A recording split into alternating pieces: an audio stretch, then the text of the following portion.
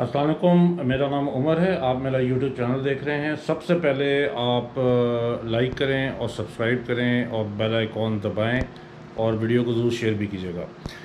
अच्छा, जैसा कि आपको थंबनेल से पता लग गया होगा, 210 रुपये का जो है वो फ्यूल हो गया है।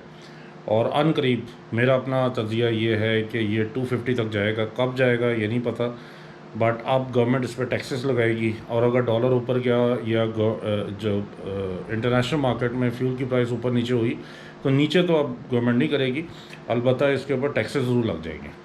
तो इस सारे सिनारियो के अंदर जो है वो डेफिनेटली फ्यूल जो है उसका बड़ा मसला है।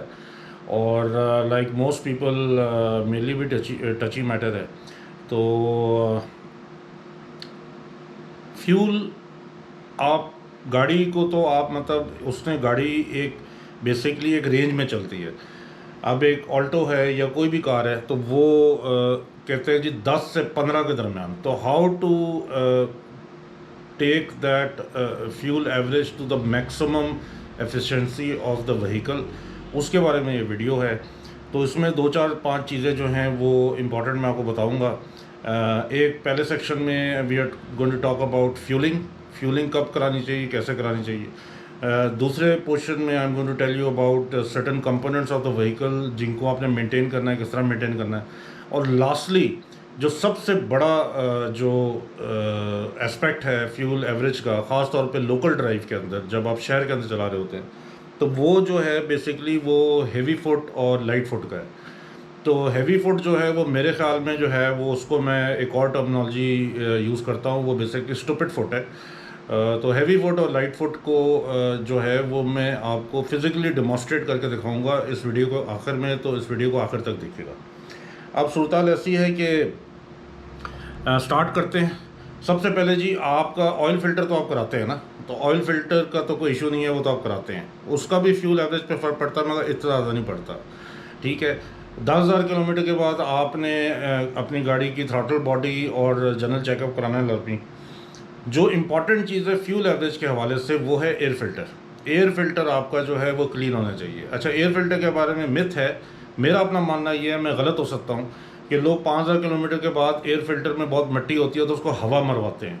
तो मेरे हिसाब से वो एयर फ़िल्टर जब आप हवा मरवाते हैं तो वो ख़त्म हो जाता है, बेकार हो जाता है, उसके बाद वो फंक्शन नहीं करता सही, क्योंकि उसमें बहुत माइन्यूट पोर्स होते हैं।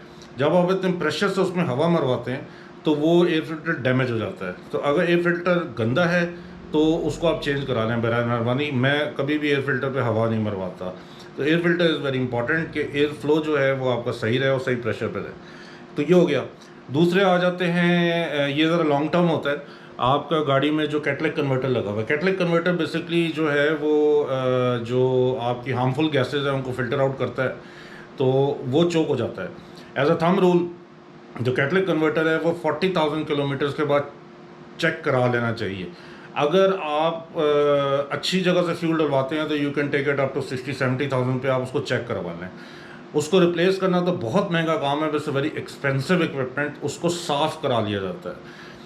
नॉर्मली होता ही है कि आप लोग को तब पता लगता है कैटलिक कन्वर्टर का जब गाड़ी बिल्कुल पिक नहीं ले रही होती है और दबा के फ्यूल खा रही होती है और परफॉर्मेंस लो चली जाती है।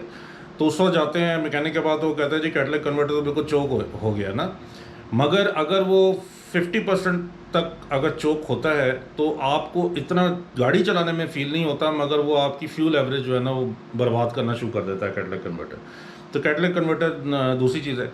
तीसरी चीज़ जो कि बहुत कॉमन है और मैंने बड़े लोगों से बात की है और बात करता रहता हूँ, लोगों को इस चीज़ का एहसास ही नहीं है, वो है टायर।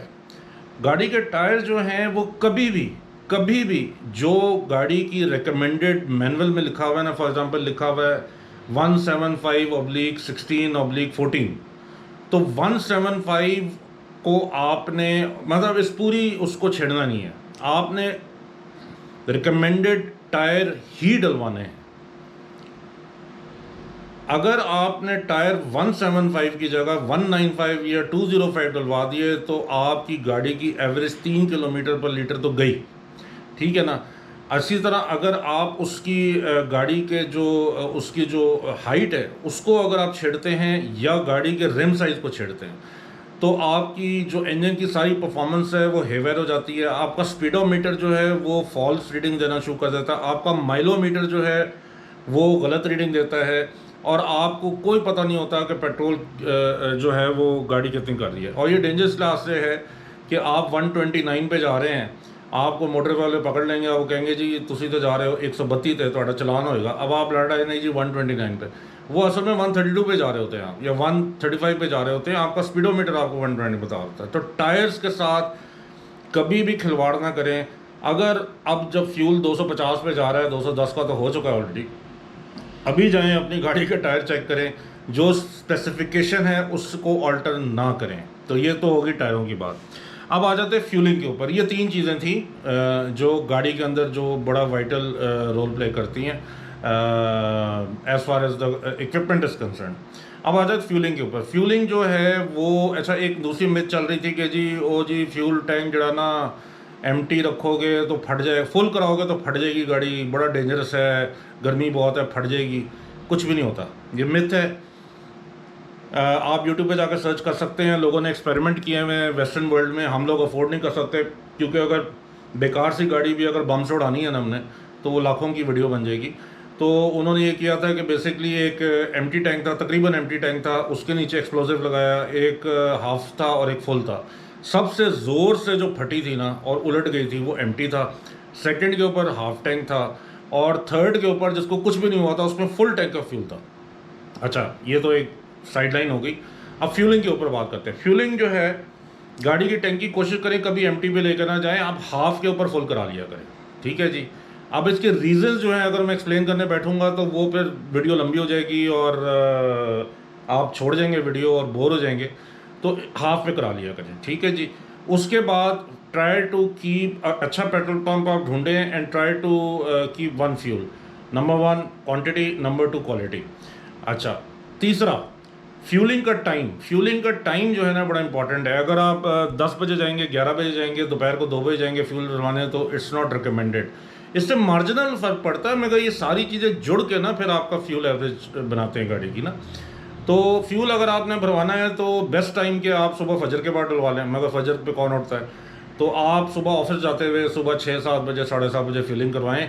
मिड डे में ऑन स्पेशली इन समर्स जो है ना, वो जब 40 डिग्रीज एम्बिएंट चल रहा है तो आप फ्यूलिंग ना करवाएं। तो ये होगी फ्यूलिंग की बात। तो आखिर में जो है, जो कि सबसे डिटरमेंटल फैक्टर जो है ना, वो आपकी ड्राइविंग हैबिट है। तो ड्राइविंग हैबिट के ऊपर जो है मैं यहाँ से साइन ऑफ करके मैं फिर गाड़ी में बैठ के उसके बाद आपको डेमो दूंगा। मैंने पिछली वीडियो में भी अपने बताया था कि मेरे पास ओरियल है जिसको रीबर्थ कहते हैं। तो वो रीबर्थ जो है ना, उससे मैं लोकल के ऊपर 12 की एवरेज निकालता हूँ। लॉन्ग पे तो खैर मेरा उसमें हाथ कोई नहीं, वो गाड़ी है इसी टाइप की, 16 देती है, मगर लोकल पे 12 करता हूँ विद एसी। अब जब कोई बंदा पूछता है कि यार लोकल पे 12 कैसे करते हो, तो इम्पॉसिबल है। तो वो जो किस तरह पॉसिबल होता है वो मैं आपको अभी इलस्ट्रेट करता हूँ। अपना ख्याल रखिएगा, आखिर तक वीडियो लाजमी देखें, और अगली वीडियो तक के लिए अल्लाह हाफ़िज़। जी व्यूअर्स, तो लाइट फुट के बारे में मैं बता रहा था। तो लाइट फुट जो है उसको मैं डेमोन्स्ट्रेट कर देता हूँ। आपने जो लेफ़्ट साइड पे इंस्टेंट फ्यूल एवरेज है उस पर ध्यान रखना है और स्पीड पे ध्यान रखना है। अच्छा, जो शहर के अंदर जनरली जो है आपकी स्पीड जो है दैट रेंजेस फ्रॉम 20 to 60 से ऊपर नहीं होती। सेफ स्पीड जो है वो 50 और 60 के दरमियान होती है, even if you have a straight stretch of road. अब अगर आपने स्पीडें मारनी है या वो शोधा बना करना है तो उसके बारे में तो कह नहीं सकता मैं कुछ, वो तो खैर पर्सन टू पर्सन वेरी करता है। अब आप देखें, आई एम गोइंग एट 53 और इंस्टेंट माइलेज देखें 15 से ऊपर है, ठीक है। और अब 54 पे चला गया, मैं 55 पे चला गया। आगे जो है वो इंटरसेक्शन आ रहा है, तो अब जब इंटरसेक्शन एक ख़ास डिस्टेंस में रह जाएगा तो मैं एक्सीलेटर छोड़ दूँगा। I mean there is no point कि मैं ऊपर जाके बिल्कुल ब्रेक लगाऊं, तो उसका फ़ायदा कोई नहीं है ना।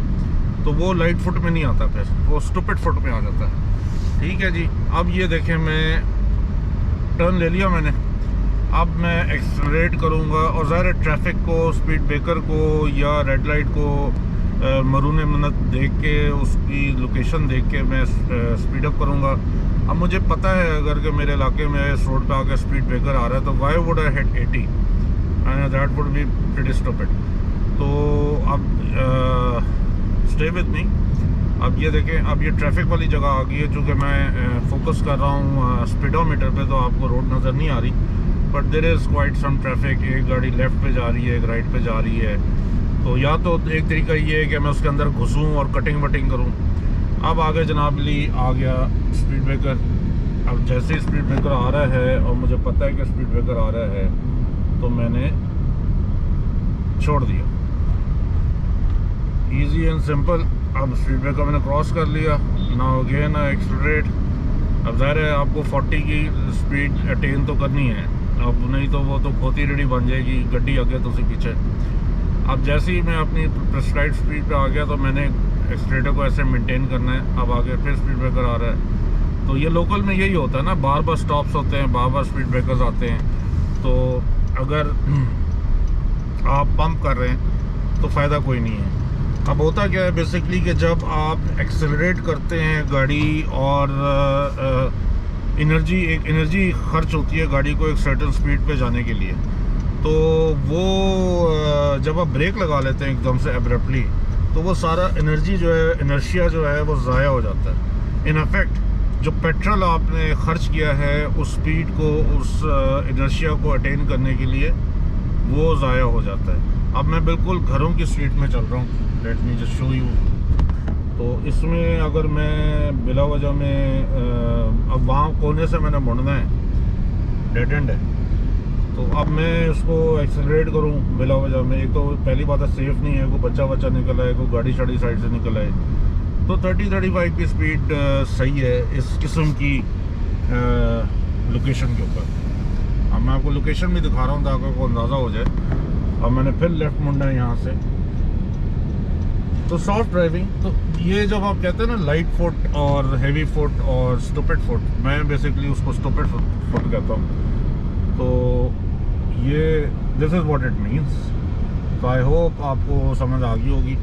और मैं आपको फैक्ट बताऊँ कि due to this light foot driving, एक तो ना सिर्फ आपके ब्रेक पैड्स की लाइफ बेहतर होती है, आपकी फ्यूल बचता है सबसे इम्पोर्टेंट, और मोस्ट इम्पॉर्टेंटली लाहौर जैसे शहर में, मैं लाहौर में रहता हूँ, तो लाहौर जैसे शहर में आपकी गाड़ी के लगने के चांसेस बड़े कम होते हैं। जितना आप थोड़ा तेज़ चलाएंगे, रेटिक चलाएंगे, तो ये बाइक्स वगैरह और आगे वागे जो है ना, वो there is a chance of you getting hit और फिर बिला वजह में। तो ये है। अब मैं नान की दुकान पे पहुंच गया हूँ। तो लाइक करें, सब्सक्राइब करें और शेयर करें। अगली वीडियो तक के लिए अल्लाह हाफ़िज़।